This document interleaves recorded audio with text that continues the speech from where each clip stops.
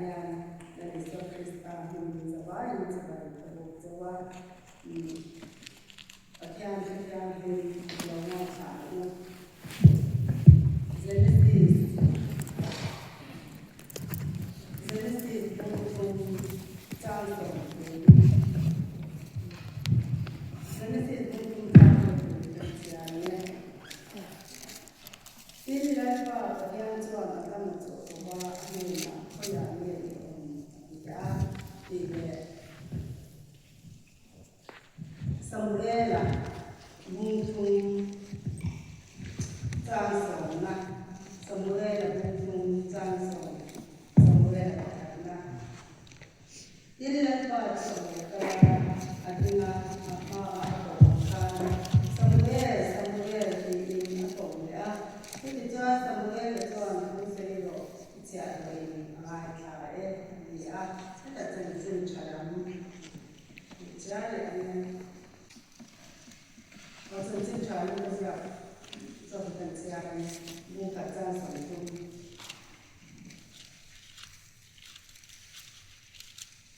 用这样木卡赞手中，因万年工作的人呐，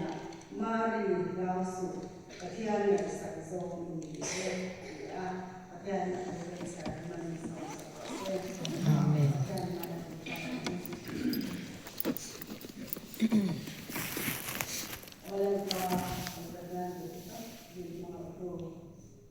Saya ya ikhwan nete izam nete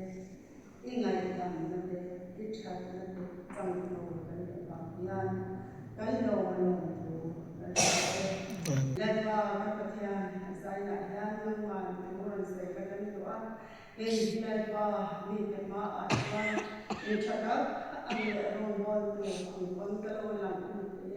masih lewa saya ya ni ma atwan to kelo si Sarwamai kali Krishna. Tuwai la saya tanam mana sola. Tukang kat coba saya la tukang kan to ani. Kawai jadi la kali ko irok ni puri kan rona na. Tune tuja saya puri la ke ubah saya song ke ko hi. Kharau yang penting sakaman song satu jadi. Kalau Yesus Kristus yang nak Amen. Saya ya, mereka ceritakan kusoi di aku rumah, masih aku pernah di bisa kalau tidak ini ketulung, macam akan tu, mana janji saya tukan dia apa, patian tu saya tukan dia, dan saya jamu, dan jamu itu, patian tukan apa akan cuma kan diorang amat anisi tuan kan saya main turun di dari orang yang entrina kesehatan cincu kuputisia ugi kau buat ya cinta main dia yang kata lalu misalnya dia kata tu asal tali pun kita ya atau soal itu ini kan yang kenal tu ni kan mereka sedang masa ada itu atau saya sudah jual ini kan akan menjadi itu. Kata saya beli apa saja apa sih lepas ada ni. Tujuan dia itu mana apa angin masa nanti suami kalau yang dikantar kuasa dia kalau yang dikantar saya dulu pun lele ban pun income setelah jomna setelah mula kan dia dah saya pakai ni tujuan kami rumah kau kasih surat apa yang saya itu nak kasih surat itu tuan masa hausi lawat patian kuya hausi lawat hau amal lagi masa haure yang lawat tu macam saya kuian tu kuian terus ini itu kan cak saya lawat kau kan masa kan tu kalau macam muat tu kan saya itu lagi kan tu kan apa yang macam kamu pernah sendiri mai ko ka da fa ni lo chena sai tia sai tia lo mi ke da ma sai cha lo mi ti ka da fa ni ya ai ka lo ko mai ai lo na mai ko ni da le le แล้วนี่ส่วนชวนรู้นี่เราจะผู้เสพติดลูกผู้อมเร่อะไรเราดูสิครับถูกมาเป็นสิ่งลูกนี่สิละเรื่องอะไรอย่างบ้านเราการกันเสียกันทุกปีทันตัวทุกกันเสียว่าเป็นยังไงเอามาใจเนี่ยทุกปีดูระก็เราทันทุกขยันเลยตรงนี้ใช่ไหมกันอาดัมมันจะปฏิญาณอาดัมขยันเลยตรงนี้ใจเนี่ยปฏิญาณกันมิ้นชัดเลยมันเป็นกับว่าขยันเลยตรงนี้ตรงนี้กันคิดว่าหันทางโน้นเนี่ยฉันขัดจนเบี้ยกันเอาตรงจะบอกกันที่ไม่ได้ค่อยๆเอาบาซาร์กันทำได้ทุกคนบาซาร์เอากันที่ไม่ได้พอจะบอกเรากันเสร็จแล้วสุดท้ายก็จวนใจหนายังปัจจัยนี้ค่อยเอาเงินไม่มีจวนการน้ำมันการตัดสาเอาน้ำมันเนี่ยเราไม่การกินลุงสอบกันนี่การกินลุงอะไรการกินลุงอะไรกันดูเวลาค่อยเอาเงินที่ลุงสอบเนี่ยกันนี่กระแสต่างๆอาจจะมันจะเป็นวันนี้เนี่ยปัจจัยนี้นะกูกันที่จะสวาละตัวปัจจัยดูเราโซ่เราติดตามกันวันนี้เนี่ยข้ากันที่จะวิกันไม่เนี่ยอันนี้เรื่องอ่ะวิค่ะรู้ข่าวเรื่องเชมนี่เสร็จแต่ละที่อัพฟิล์มที่กันที่เราต้องอัพกันก็มาเสร็จจู่ไอ้ฟิล์มลิสต์คริสต์กันเนี่ยแล้วลิสต์คริสต์กันก็จะแล้วลิสต์คริสต์กันก็เข้าไปละร้องบอลจันทร์วันนั้นเสร็จแต่ละเชมกันปฏิญาณถูกเบ๊กันปฏิญาณถูกบ้างก็จะมีอะไรกันจู่มาจากที่นี่ก็ปฏิญาณถูกกันตรงนี้จวนเสร็จแต่ละที่เป็นเบ๊ที่ฟิล์มเบ๊มาเสร็จแล้วมีเชมถูกโดนอยู่ที่ปฏิญาณเบ๊ก็ใช่วิค่ะที่เราบางครั้งสวรรค์ตุตไม่เห็นดีที่เป็นจุดที่โน้นเราเรียกว่าอันนี้เรา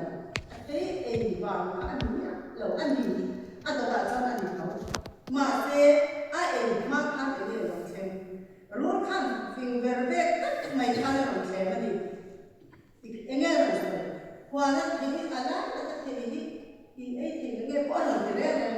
อะไรใช่ไหมปัจจัยนี่นะทุกเรื่องสมมติใช่ไหมกันนี่ว่านั้นอะไรแต่กันที่เราที่ตัวนั้นเราอันนี้ดีกว่าใช่มาเสียแต่ละขั้นที่เงี้ยเราเช่นว่านั้นที่เราเรื่องนี้ตัวอันนี้เราปัจจัยนี่ที่เราอันนี้ที่เราอันเราโดดไปแล้วเราเช่นเดียวมาเสียจะดีเลยวันนั้นแต่ก็ที่เราเช่นเช่นนั้นกันที่เรากันจวนกันนี่ละไม่กันที่โดนที่ปัจจัยนี้เป็นที่อันสำคัญเป็นที่เราต้องจวนค่ะที่เราอินลงที่เราอินที่เราฟังดูสิจวนปัจจัยนี้อินลงโดนนะปัจจัยเด็กชาที่อินลงเสียนะที่ข้างอันเช่นเดียวกันจะแต่จันที่จุดขาปัจจัยอันดูนะเสียเด็กเสียดูนะที่ลุงจะคงนักตาที่ลุงข้าอารมณ์วัวขัดตันจู่มาข้าที่ข้ามากันที่ลุงขันสวยเช่นชุดนี้จะคงนะครับมาอารมณ์ลุงตันปัจจัยนั้นลุงนะครับมาอารมณ์ลุงตันก็จอนปัจจัยแต่ลุงน้องเพราะว่าลุงที่โดนเสียเด็กชาเสียที่ข้าลุงตันที่จอนก็ที่กันเสียที่จอนบางคนก็รู้นะจอนนี่ภาษาอาดัมจู่เป็นเบียร์ที่ข้าอาดัมข้าโรที่ตุยตุกันยาที่เนี่ยมั้งเช่นนี่ก็รู้ตัวนี้น้องเร่งที่แต่ที่เราเช่นนี่กันเสร็จแล้วนะรู้เลยนะอารมณ์ที่อันสมมติถ้ากันเราถึงเราเนี่ยที่พวกแกก็ฟิลก็มีแต่เราว่าตัวสิ่งที่จะข้าเขาเช่นมันดีกันไม่ใช่ให้ตาให้กันไหนก็ใช่นะอันกุยน่าก็จะมาเล่าสอบเองไหมขันดีมาเสร็จแล้วข้าอาดัมอันมีฟาโซข้าเทียนสุดเลยก็ดีสมัยนี้ไม่ใช่ที่กันเราวันกุยมัวกันเนี่ยเราวันนี้ใส่หน้าจะไม่ใช่กันเราคุยนี่มีประเด็นที่กันเนี่ยนี่ค่ะอาจารย์อินกับเสียสุดท้ายนี่ให้เลสเรามันจะบอกกันเสียแล้วรู้วิตักไหมแล้วฟิลตักไหมวันนี้เช่นว่ารู้วิแล้วอันนั้นเพียงเลยโต กันเพียงต่อระวังดีอะไรนั่นมาเส้นเพียงเขาก็ปะเทียนมีปะเทียนเป็นโอปะเทียฟินนั่นดินเร่ก็เล่นก็ได้ถั่วปนมาเสร็จละหนุ่มวิตั้มตะกันเลยกันหวังคานเล่นประคัดนะมุ้งสาวประคัดจางนี่กันหัวจวนทีนี้ตีเฮียเนี่ยเสร็จแล้วมันจะเอาลูกกันหัวจวนอันหนุ่มวิจวนปะเทียนกันได้ละกันอัดหินลุ่มอันช่วยก่อสัตตาอัดยันจู่มาจากนั้นเสร็จแล้วมันขัดที่กับคนมีผิวเลยเดี๋ยวก็หนุ่มวิเรื่องเหล่านี้ปะเทียนใช่เหล่านี้อะไรบางการจู่ได้จวนปะเทียนดูเราซ้อมนี่เลยที่ขับอันเหล่านี้เป็นตาปะเทียนเป็นองค์ตัดสรุปที่ปะเทียนที่จะช่างขับอารมณ์เด็กกับแม่เนี่ยเราสุดกับแม่นี่จู่เราว่าไว้ก็เลยกันหวังการสัมสนแต่ก่อนที่เขา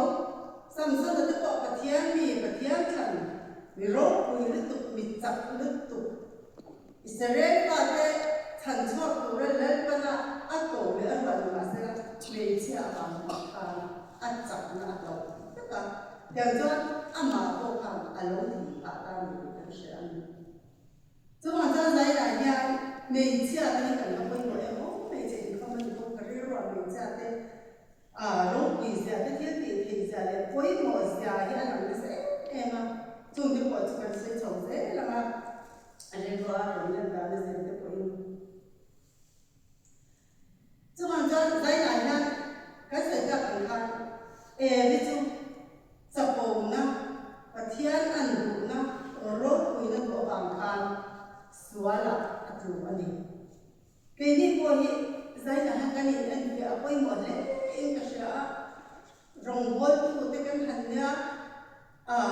เจ้าทุเรศตัวโรคคุยตัดนี่แต่ทุเรศตัวเนี้ยตัดนี่แต่กันจับที่เป็นแบบคุยนัก experience ตั้งแต่เอาอันเดียวให้ตายยาอันนี้ก็จะมันสื่อชอบกันตรงนั้นพอขันหน้าจอนี้ให้รองบอลมีการหันเบี้ยงกันมีเช่นขัดโอเทติเทนะเต้จงเสียเราเต้มีจงใจลำเพียงแต่ยันโผล่ยันปันมีเราเป็นเลยอายนั่นสิสวยจังนะเล่นปันมีเปียกเปียลำจังนะขาจะโผล่นะเทติเทนะจากคำอารมณ์เทนจู่ๆก็เสียนี่เป็นแบบคนกันนับตั้งยังไงชีวิตดูที่คนมีเที่ยวติดแห่งประเทศนะบางร้านกล้วยกันหันหมดชอบก็รำเหลวกันหนังจงใจรำข้าก็อดไม่ทราบถูกป่ะเดี๋ยวจะได้ชินนะวันนั้นการมีแต่ประเทศ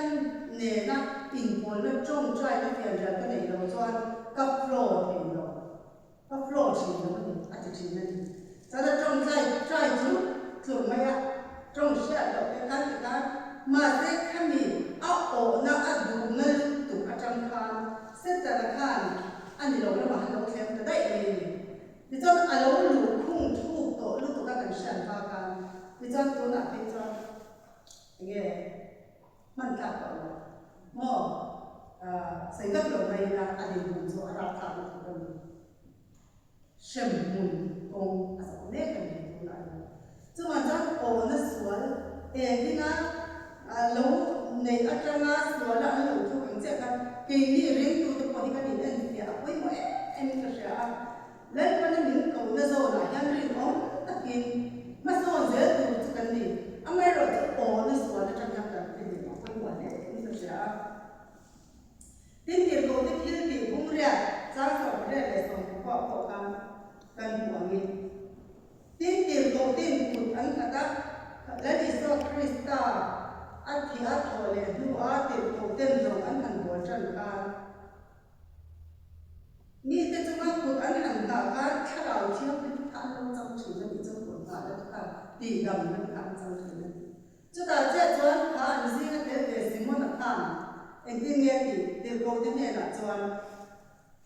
ดูจุมาโก้คุณกับเราถ้าเราเชื่อเป็นเด็กอันนี้เด็กนั่นดูรินทูมิเป็นเบลล์ที่อินโพสต์เองตัวมันนี่ที่จวนเดี๋ยวก็ว่าจวนเดี๋ยวที่เนี่ยที่โพสต์ที่ทำการอะไรวันค้าบ่เราเราขนมเราบ่เราเนี่ยอันนี้ไม่ Thank you. amai ở chỗ bát thiên này là ngày đầu anh thì sao ta thì cho cái hôm là anh thì cái này quá chứ còn cho cái này của hi sai là hiền thế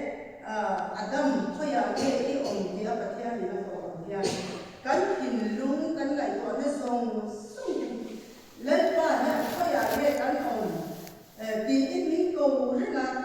phim khó là cái ngày của chúng cái mình thì cần man cần phim của nó ấy mình ra dạy lại hiền cái sai làm nữa tiếp theo đi ra tan chuan Moses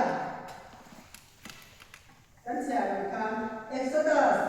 bung thung jang ni ya chuan Moses ka pathiani atoi ai cũng ta ta muốn là kan Moses thì nó gọi thì cho đi Moses chân cái này cái anh bị đều nhé thì cho đi có cần trông trai lên qua cái chuyện á lên qua những hành trang mà sẽ cần có mình chạm được việc lắm chỉ là hết cái ông in tiết cái chế anh bị đều nhé mà sẽ lên qua ăn được lòng là mà tiết cái rất mấy người thì đang sẽ anh chỉ cần là các cái các ông này là số lại xong cái là mình sẽ chăm sóc tôi là ông má trong trai tôi là ông má thì cái chuyện gì sẽ ta là cái lòng này mà sẽ ăn được lòng ăn đầu ngồi đúng vậy là ai cũng tâm là ta mi ăn thả vào ăn tàn bố ăn đầu vào ăn tàn bố mà sẽ có những vùng nghề là ăn lên con lên tiên lệ mày chứ toàn là nó là em giờ cần rất là nhiều lên qua và cái này là anh tin nhẹ là chúng tôi được coi để mà tặng ai cũng đã làm cho anh thì Israel phát phát hiện ra cho tôi mình cái cái này anh tin nhẹ là chúng tôi được coi có tặng anh thì là chọn cái phát hiện là áp dụng đàn tôi sẽ sang anh sẽ là ý kiến cái khác lên cho ta hành bài để anh phải ăn đủ là một trong anh khác biệt khác ý kiến cái bộ phận rong hành của anh sẽ là yang cho nên anh phải để anh làm một trong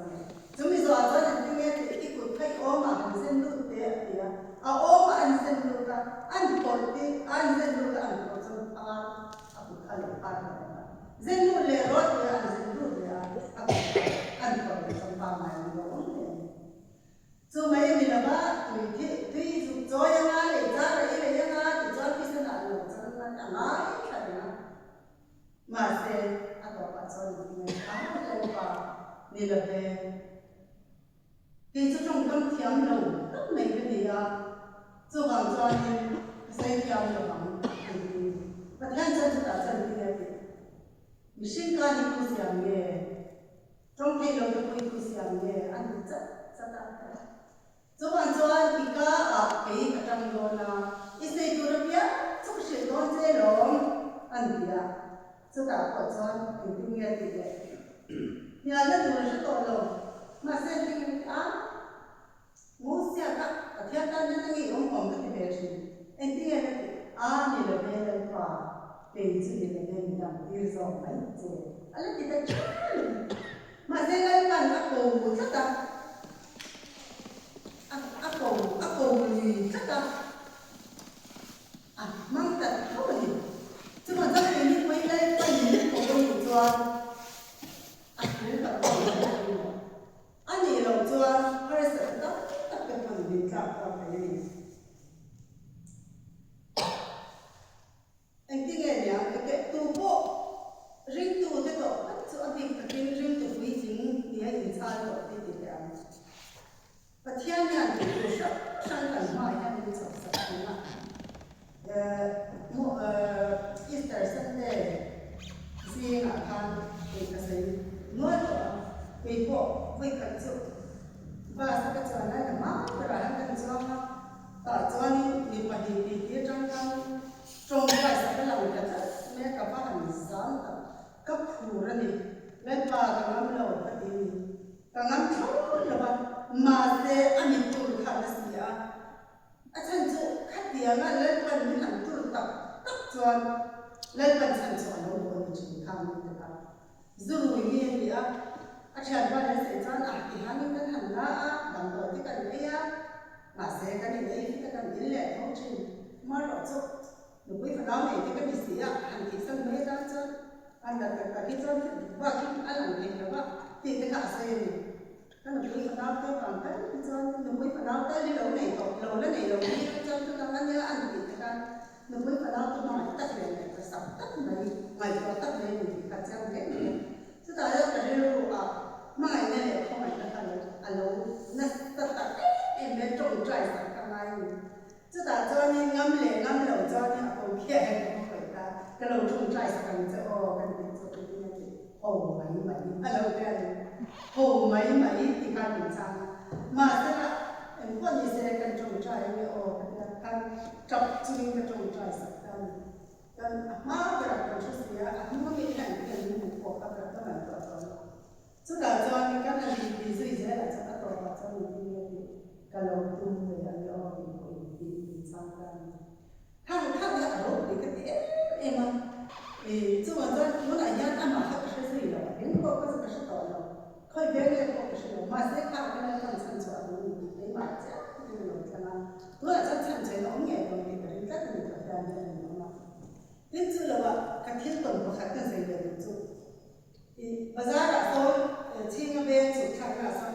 पर्दा करनेกันบอกเวลาเนี่ยก็เสียเราก็ทำบริษัทนี้แบบนี้เลยดิโหรุ่ยแม่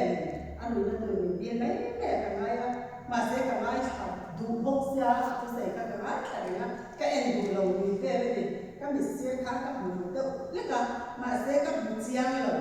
ข้างกันไงค่ะอันเสียไปสา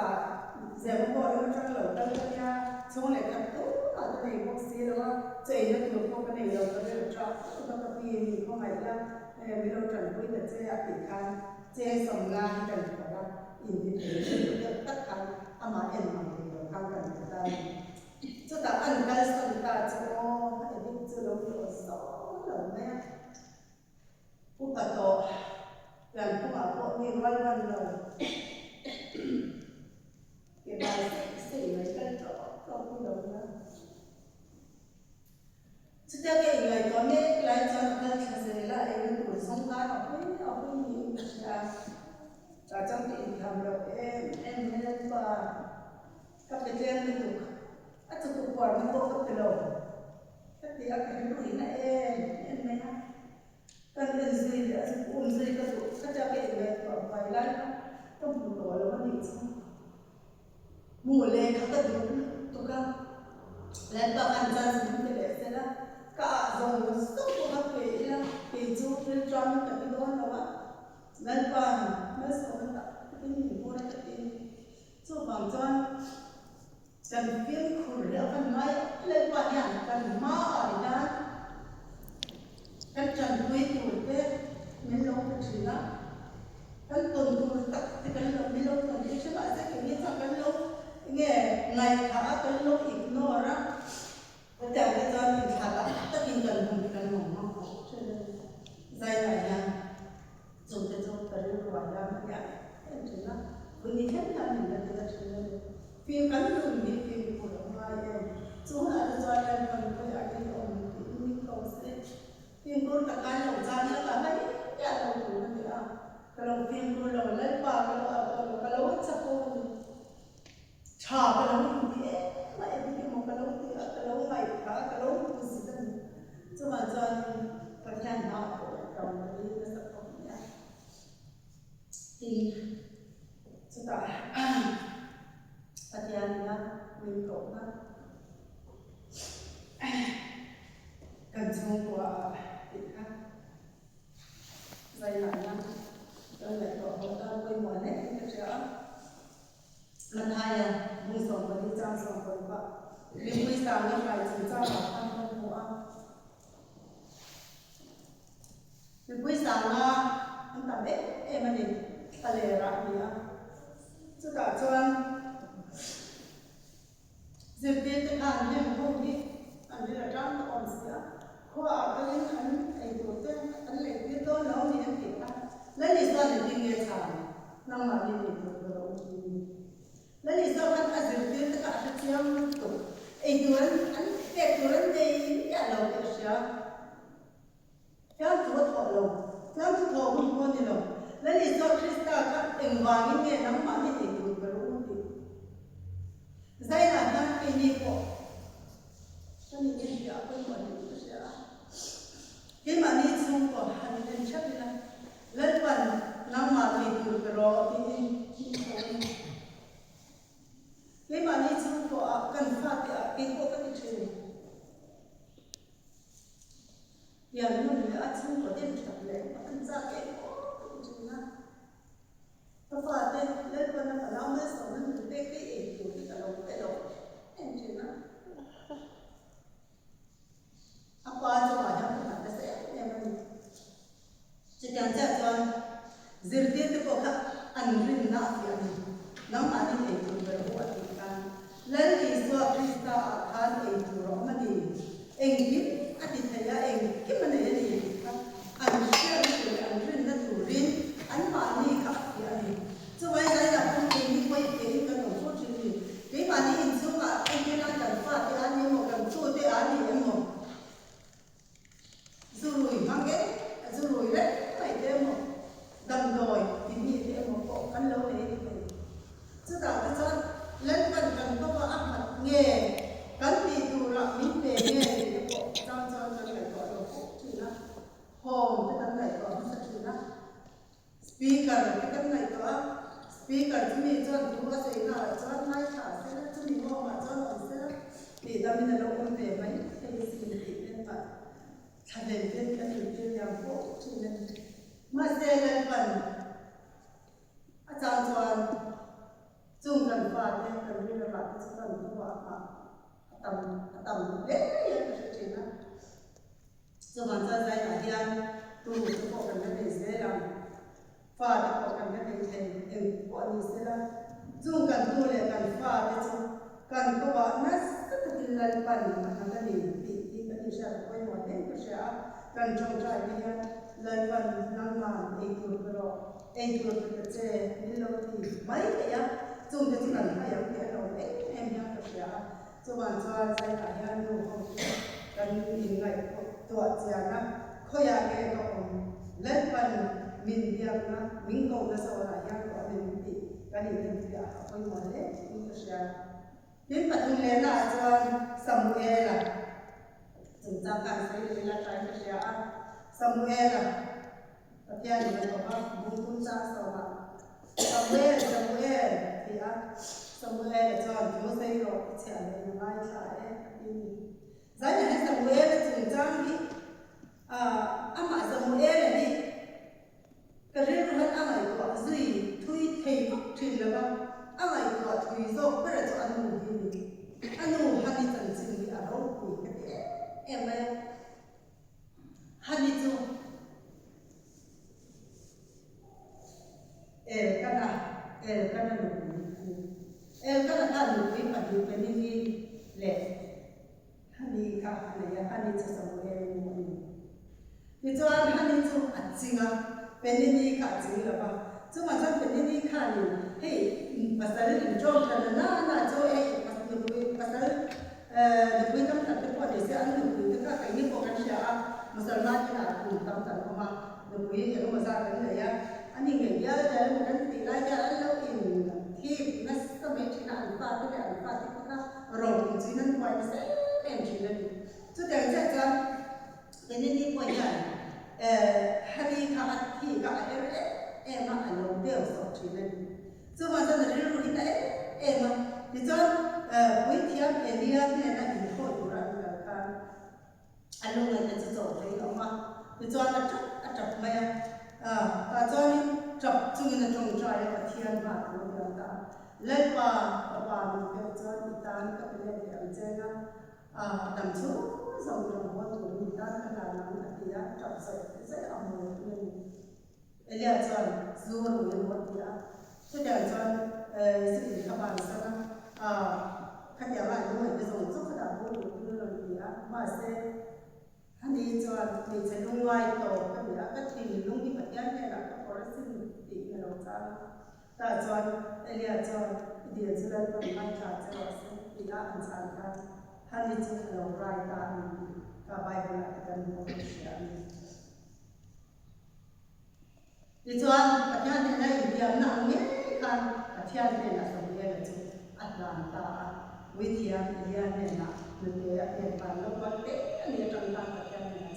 là Atlanta rồng vốn gì sống nghe là các rồi này rồng quỳ lúc tụ Israel phát lân phát lân anh nhìn mà các sống nghe là hiện chú mà rồi hiện chú mà rồi mà xem cái tiếng đó rồi bắt để lại ăn lân anh đi là Samuel là có phải lúc này em ăn gì thì bây giờ cho nên cho nên lần mất tập về và theo thì là về rest của nó có các về share chủ lần là các share chủ các Samuel là và theo thì là gì qua mà sẽ lần sau là và theo thì sau là lúc thì các nhà nó tự ấy cái này còn theo lên tu David đã share bằng thì là hết giờ không mà và theo thì là mình mirror với ini thế của anh chúng ta nghe xong nghe là cái này là gì cũng rất là và thiên thứ bảy mình tôi đi chơi ra mà nó có bị đắng tại làm sao trước giờ mình sinh trụ cho thằng mình đấy là nhà đi để những cái tên ngày đó với mọi người anh sẽ cái gì cũng cái này tu pastor cái thằng này cắm đặt chân này nó có một ngày và cái thằng này thì cho anh nghe anh đủ về anh thì cho lâu khi sẽ là lâu quý thì sẽ là lệ khá lâu thiam sẽ là hậu sa nó sẽ cái lâu có sẽ về sẽ là thì tâm đối em chỉ là chứ cần được cho thể tốt quan trọng thì của mình sẽ của mình mà sẽ là và nó cũng là lâu cho nó lâu được và thiên nó ai cũng biết cái gì cái lâu đó mình không phải chịu nào và thiên nó ai là và thiên nó ai cũng là gì cái là cho và thiên thì là mà ngày xưa mà ai bảo là ta đã thì là thôi để ta bảo là tuần nó để ra cái này ra cái này dịch cái gì này cho cho tuần nó và nó cả lầu vàng nhau cái nó dịch cái mà đi coi hành trên phía anh thì thấu là ý đang là cái chuyện nào và thiên cần mà ai nó vàng nghe và thiên đi cần rồi một thì và thiên cũng cần có sớm một cái vàng sớm một cái vàng rừng đó và thiên thu ôi tung cái cần tâm hồn mình được chứ mà sẽ sai là gia cần đến thế là nhìn mai tu lấy lý do Christian khai đầu thiên nó cái mà biết của lòng xây choan cái việc tùy hết là đầu tiên là mình mai nó chỉ ở đâu quên đi chứ mà cho sai là của em cái chuyện nào chứ là cái gì sẽ cần nhận trả cái số của những trả lấy cái giá trị cái gì còn nó còn lại ni ông lo ăn xây trình nó có cái cần là gì cùng hòa là thì mấy ạ vì không có lại nhà đó mà vì cái sự cần vì cần làm chuyện tạo cho nên ni chân hoàn là mà sẽ với ni thế làm một mà trong tham cái mà hắn khai đầu cho nên hắn cũng là thế là cái gì chứ mà để ở rốt và theo tôi thấy đó tất cả ngay cả việc cái nào thế mà sẽ tham dòng sung hàn cái mà hắn với những cái năng sẽ ở em mà sẽ mà là hoàn bị ăn bị chân với những cái năng điện vào như nghề cái mà hắn cũng là sự cần bị chân mà tâm bù rê này là dài ra này và theo tôi nó là hiện ra ra này rồi là sẽ không dùng sung mồ với những cái năng cả là tụi em tên là những cái gì chứ bây giờ cái sắp tới là nó mình đang cái sắp tới rồi đấy này là cái cả lâu bố tội lâu tụi đi nghe nó cái này tụi đi lên qua cả lâu anh thì rất là chỗ là chỗ không cái này đi chỗ lâu là chỗ ô thật là nhìn bữa rồi xong rồi mặt là isma cái bữa là ăn thì khang thế rốt vì những cái thứ đó thì hết cả cái đó là để rồi em chú hay asa qua em mấy đi thế là cái là chăm thì phải lâu đấy lấy lý do cho này nên trần quyền chứ mà ngày còn lâu đi cắt cho nó dài thì là chứ chập này mà ngày riêng chập này mà ngày là chập này và những cái chân lắm tu chứ lấy lý do cho này là lấy gì về cảm ơn các bạn đã theo dõi cái video này cho còn cho nên cần tu lệ cần phát cái chuyện với các pasal tiếng Anh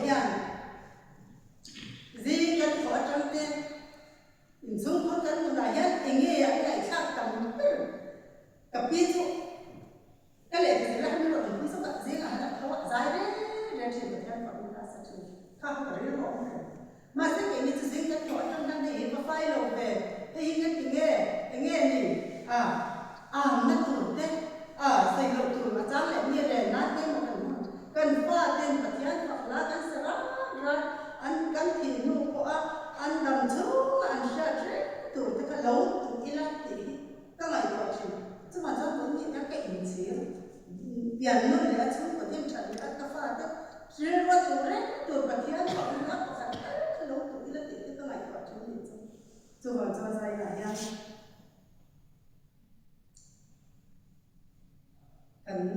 กันหินบุญกันองค์นะเองกันหินแล้วป่าจวนเขาอยากเรียนองค์ที่องค์ใช่ไหมสบายใจนะเห็นท่านนี้อยู่กับทำงานอินทรีย์สบายใจที่ดูดีหมดเลยนี่เสียที่ต่อไปเราจะคิดอะไรเราจะต่ออะไรเด็กนั่นสิเนี่ยสักประมาณมารีมีเก็บเป็นนั่นสิเนี่ยแล้วประมาณ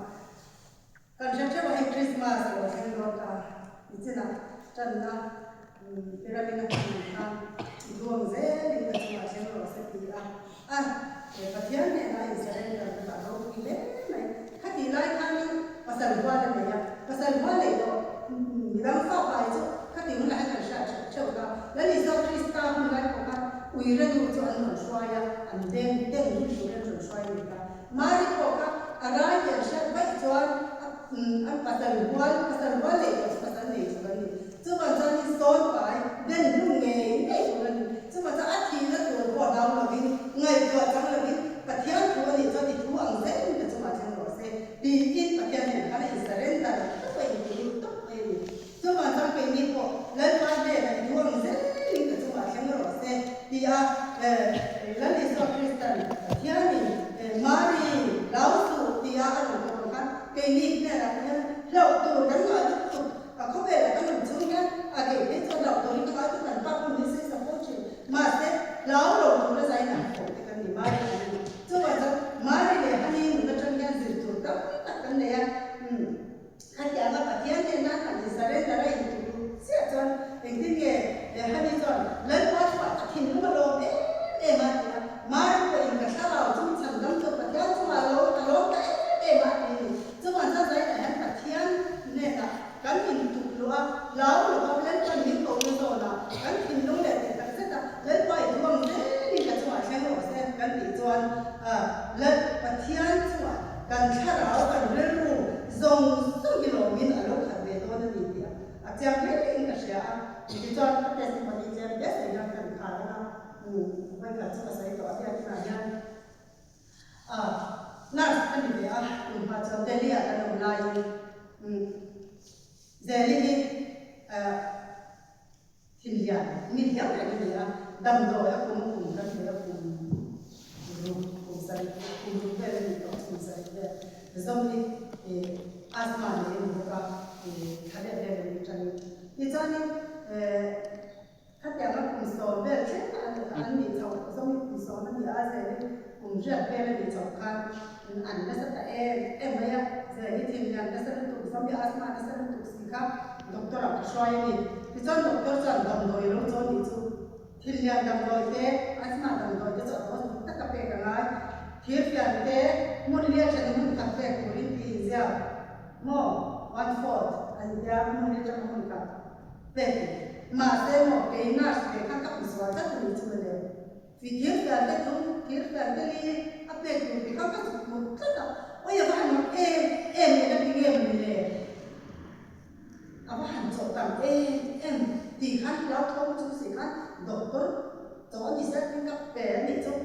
kan penat nak main laut kau tu sih kan jangan kat pen dua jangan an laut tu tapi main ni an jauh noi kan mana sekurang tolong an zoi an tu main kat pen tam saja masih tinggal tu ni saya mampu ya tu tak jangan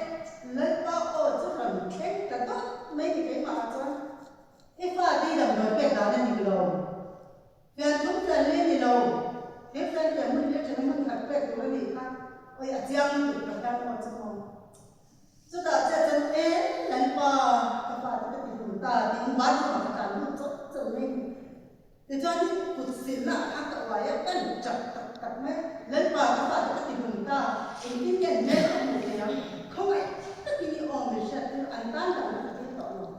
len pa cha mo na ka mo ba len pa i om me sha ti ro ka ka cha ka ba me ta cha len pa o ka lo chen ke re re lo ni tu le ka ma len pa so le ma tuần mơ của các yêu cầm măng ăn nắng ở các bộ cho nồi yêu các mình sẽ tiến mấy chỉ sẽ yêu tuần mơ của mình sẽ tiến rồi đó tuần này cầm măng ăn thì sẽ thì nó thì lên và yêu cho mình sẽ tiến cái dê cái cái ảo cái bọc này cái chảo như thế mà chết chuột có không tội đâu cho đã cho nên nó lên vào cho đầu tiên lệ ta thì cái lên vào cho nằm bộ cái bộ chứ mình cháu thì chúng mình mà làm gì chứ cho để lại cho nó mình sẽ nói cái này nít tin và theo đồng mô đi đâm đôi là các học các đâm đầu cái thành nhân của nó trong gần trong trai cái mà đi cái là thằng nó cái lên phần mà nó sống mà riêng lâu cả tất nhiên nào sẽ dùng cái khác cả tất nhiên lâu này á thì khác như cái chuyện bịa ra mà trong chắc cần xem á muốn sử dụng như sân nói á thì trò các cái gì lên ba rồi mỗi cái gì mà sẽ lên ba khăn khát ở khát chắc thì lúc khát lúc chúng tôi khát rồi các cô chơi mình sang thì nằm cô mình thì nhớ chứ mà ấy là mình ngồi lên mà cái rồng cái bố rồi nhưng mà cái cầu nó cái rồng sao rồi chơi mình ngay đó rồi thì lệ ba trăm trong khát rồi chọn rồi khát ở trong các bà thì lớn bay thì đâm đôi những tỷ giò ngay tỏ rồi miếng cầu chọn nó tụi nó đang nó rò khát rồi mình đấy cả cho nên đầm đồi chứ mà khát cái đồi rồi đấy lớn qua đâm đôi thì mình thì đôi này quên các đầu nó dùng sức khát thì có cái đó mà chúng ta trang chọn một cùng tất cả giống như asma đầm đồi ấy dễ thì đầm đồi ấy khác là dùng sức khát với những cái này thì này rồi và theo thì đâm quyết chứ còn cho giấy là theo cái mà đi của cái chuyện làm có là cái làm rất là cái em một lên phần các bộ cha mình sau như thế với cái tin ra là rừng lại đấy việc cái sự rừng lại đấy thế sẽ cái tiền cái đi một cái tiền lại thì em một lên vào hiện lên lâu cổ rất là cái lồng sau rồi và nó đi lồng chủ chứ đó với cái tiền đấy với đi hết là cái đường xoay rồi rồng cả bó là thế sẽ cái tiền và thiên chủ do nhiều cái chuyện lại thì lên phần các bộ cha mình sau mình tỷ lệ mấy đó lên phần khơi ở ngay cùng mình đi mình cầu mình rồi chứ còn trong cái mình thì các biến của phải em chỉ nên tập đến tay thì chừng mà sẽ các tiền không có cái sự này để nặt nó mỏng ăn nó khác mình cầu chọn lắm mình thật lò chú lên qua lắm mình quỳ lên cái chuyện này chú chứ còn ra giấy là coi nha thì khơi là nghe cái này khơi cũng là nghe rồi cái thìn luôn thì lên qua đây chứ còn cho nên thiên ta cái thìn luôn thì ít là nó thì khác còn sẽ tiếp tục mình sẽ là lên qua rồi bây giờ